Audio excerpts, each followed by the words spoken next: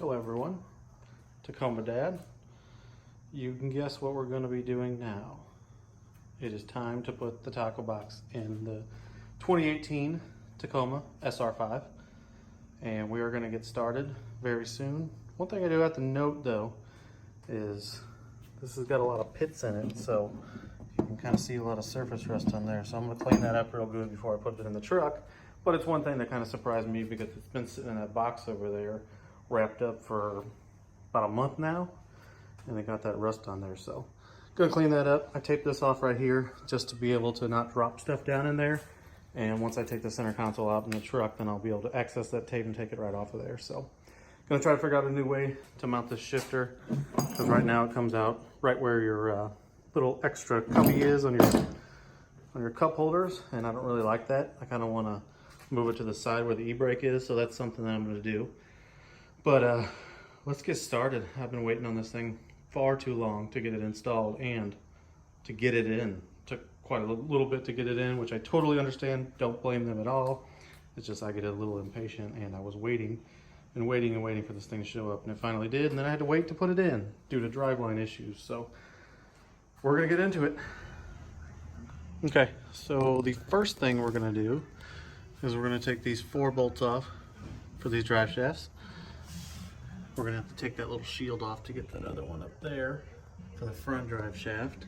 We're going to take those loose. I'm just going to disconnect them, hang them down for now.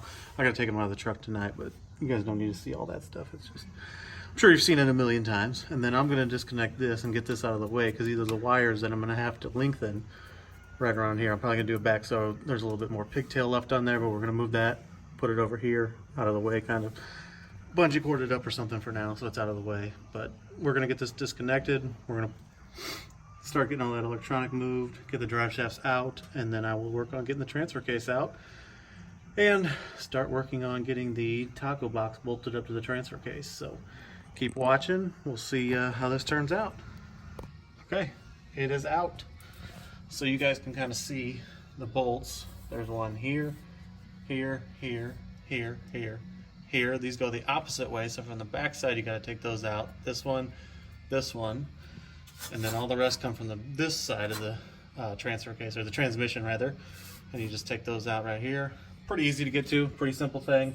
I just used a floor jack, and you can kind of see, did it by myself, kind of just picked it up, pulled it out. That was pretty easy going. So if you guys do this, don't forget there's 2 vacuum lines, one in the top of the transfer case, and then one that goes all the way back by the linkage, which I just tucked up over here and it fell down. But there's the linkage right there. That's the one that's going to have to be adjusted and moved.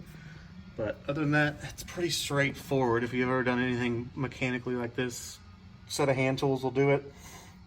A couple half-inch drives is what I used.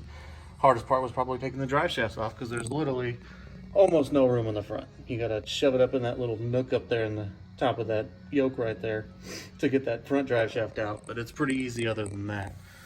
So we're going to go ahead and bolt that Tacobox up to my transfer case, clean things up, and tomorrow we should be putting it back in, which means we're going to have to start making that hole up inside the cabin to mount the shifter. So that is a project. Doesn't take very long to do. I think total I have about 2 hours doing this, and I was taking my time, talking on the phone. My work phone kept ringing, so it's not a very hard thing to do at all. Just be careful and make sure you take your time and don't strip bolts out, don't round heads off, and drain the transfer case fluid. I did that right off the bat. I didn't mention that in the first part, but there's not much in there. Not enough to create a bunch of weight, but that is done. So we're going to get started putting the Tacobox on this transfer case.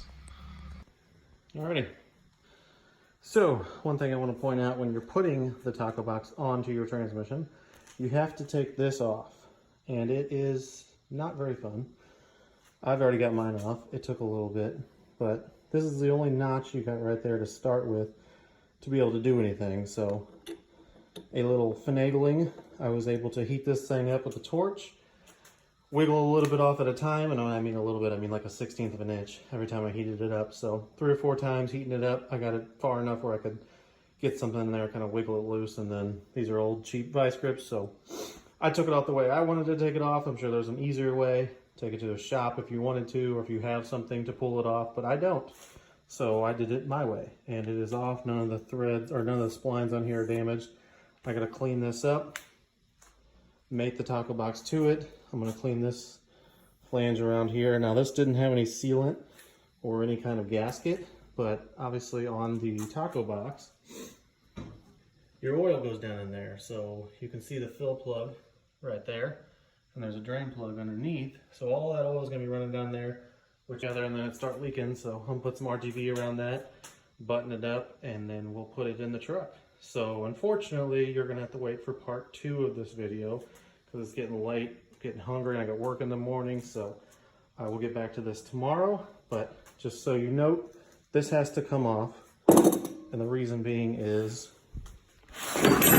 it slides into there. So when you get this, you're gonna look at it and be like, why do I have 2 females? But obviously you gotta take that adapter off, and then the new one slides right in there perfectly and mates up, and then we'll bolt this thing together tomorrow once I get it all cleaned up and RTV on it, and then we'll put it back in the truck.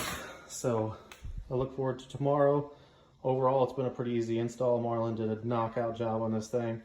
It's all the holes lined up. I already tested it once on the transfer case. So, and then these little parts down here will go into the transmission, the little adapters. So we'll get to that tomorrow, but for now, that is it. So stay tuned for tomorrow's video because we should have it installed, possibly have the whole thing buttoned up except for the drive lines. Just depends on how far I get tomorrow. So stay tuned. Thanks for watching, guys. Don't forget to hit the subscribe so you can stay tuned for when we get this thing finished up and then when we actually go out and test it on the trails. So I'd appreciate it. Thank you very much.